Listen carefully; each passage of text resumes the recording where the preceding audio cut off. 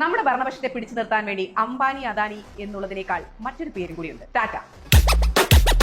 Charity എന്നുള്ള പേരുള്ളത് കൊണ്ട് ആ വടവൃക്ഷത്തെ തൊടാൻ പൊതുജനങ്ങൾക്ക് മൊത്തത്തിലൊരു ഇഷ്ടക്കുറവുണ്ട്. ഇന്ത്യൻ ആഭ്യന്തര വ്യോമയാന വിപണിയിൽ ഏറ്റവും വലിയ പങ്കുള്ള ഇൻഡിഗോ എയർലൈൻസ് 3 ദിവസം കൊണ്ട് 1450 ഫ്ലൈറ്റുകൾ റദ്ദാക്കിയത് ഇൻഡിഗോയുടെ വിപണി വിഹിതത്തിൽ, അതായത് മാർക്കറ്റ് ഷെയർ താൽക്കാലികമായിട്ടെങ്കിലും വലിയ ഇടിവുണ്ടാക്കിയിട്ടുണ്ട്. ഇൻഡിഗോ പോലുള്ള ഒരു വലിയ എയർലൈൻ തകരുമ്പോൾ അതിന് നേട്ടം ലഭിക്കുന്നത് മിനിസ്ട്രി ഓഫ് സിവിൽ ഏവിയേഷന്റെ നയങ്ങളുടെ പിൻബലത്തിൽ പ്രവർത്തിക്കുന്ന മറ്റൊരു ശക്തമായ ഗ്രൂപ്പിനായിരിക്കും, അതായത് ടാറ്റ ഗ്രൂപ്പിന്. Air India, Vistara, air India express തുടങ്ങിയ പ്രധാന എയർലൈനുകൾ ടാറ്റ ഗ്രൂപ്പിന്റെ കുടക്കീഴിൽ ഒരുമിപ്പിക്കാനുള്ള ശ്രമങ്ങൾ നടക്കുകയാണ്. ടാറ്റ ഗ്രൂപ്പിന്റെ വളർച്ച കേവലം ബിസിനസ് തന്ത്രങ്ങൾക്കപ്പുറം രാഷ്ട്രീയപരമായ സ്വാധീനങ്ങളുമായി ബന്ധപ്പെട്ടിട്ടാണ് കിടക്കുന്നത്. പ്രധാന കോൺട്രാക്ടറുകളായ പ്രതിരോധം, എയ്റോസ്പേസ്, ഏവിയേഷൻ, സെമി കണ്ടക്ടർ തുടങ്ങിയ തന്ത്രപ്രധാനമായ മേഖലകളിൽ നമ്മുടെ പാവപ്പെട്ട അദാനിയേക്കാൾ കൂടുതൽ കോൺട്രാക്ടുകൾ നേടിയിരിക്കുന്നത് ടാറ്റ ഗ്രൂപ്പാണ്. ഇത് സർക്കാരുമായുള്ള ഗ്രൂപ്പിന്റെ നയപരമായ അടുപ്പവും സ്വാധീനവും വ്യക്തമാക്കുന്ന കാര്യമാണ്. ഭരണപക്ഷ പാർട്ടിയുടെ ഏറ്റവും വലിയ ഫണ്ടിംഗ് സ്രോതസ്സുകളിൽ ഒന്നാണ് നമ്മൾ ഈ പറയുന്ന ടാറ്റ ഗ്രൂപ്പ്.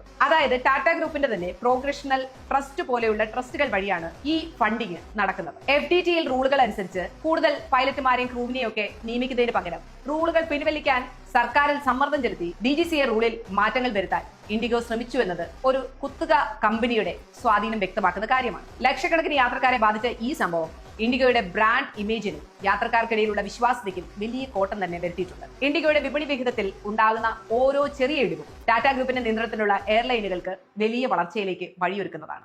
ഈ സമയത്ത് ഇൻഡിഗോയ്ക്ക് ഉണ്ടാകുന്ന തിരിച്ചടി ടാറ്റ ഗ്രൂപ്പിനെ ഇന്ത്യൻ വ്യോമയാന മേഖലയിൽ പോലും ചലഞ്ച് ചെയ്യപ്പെടാനാവാത്ത കുത്തക ശക്തിയാക്കി വളർത്താൻ സഹായിക്കുന്ന കാര്യമാണ്. ഏവിയേഷൻ മേഖലയിലെ പോളിസികളിലും സർക്കാർ തീരുമാനങ്ങളിലും ടാറ്റ ഗ്രൂപ്പിനുള്ള സ്വാധീനം ഇൻഡിഗോയുടെ ഈ പ്രതിസന്ധിയെ ടാറ്റയ്ക്ക് അനുകൂലമായ സാഹചര്യം ഒരുക്കുന്ന രീതിയിലേക്ക് ആക്കിയിട്ടുണ്ട്. പ്രതിരോധം, ഏവിയേഷൻ പോലുള്ള തന്ത്രപ്രധാനമായ മേഖലകളിൽ ടാറ്റ ഗ്രൂപ്പിന് ലഭിക്കുന്ന വൻകിട കരാറുകൾ ഗ്രൂപ്പിന് സർക്കാരുമായുള്ള ശക്തമായ ബന്ധത്തെയും സ്വാധീനത്തെയുമാണ് സൂചിപ്പിക്കുന്നത്. ടാറ്റ ഗ്രൂപ്പിന് ഇന്ത്യൻ ഏവിയേഷൻ രംഗത്ത് കൂടുതൽ ആധിപത്യം ഉറപ്പിക്കാൻ സഹായമായേക്കാവുന്ന പോളിസികൾ നടപ്പിലാക്കാനുള്ള സാധ്യത തള്ളിക്കളയാനാവില്ല. ചുരുക്കത്തിൽ ഇന്ത്യയുടെ സമീപകാലത്തെ പ്രതിസന്ധി ടാറ്റ ഗ്രൂപ്പിന്റെ ഉടമസ്ഥതയിലുള്ള എയർലൈനുകൾക്ക് വിപണി വിഹിതം വർദ്ധിപ്പിക്കാനും ഇന്ത്യൻ ഏവിയേഷൻ രംഗത്തെ ടാറ്റ ഗ്രൂപ്പിന്റെ കുത്തക ശക്തിപ്പെടുത്താനും ഒരു സുവർണ അവസരമായി മാത്രമാണ് കരുതേണ്ടത്.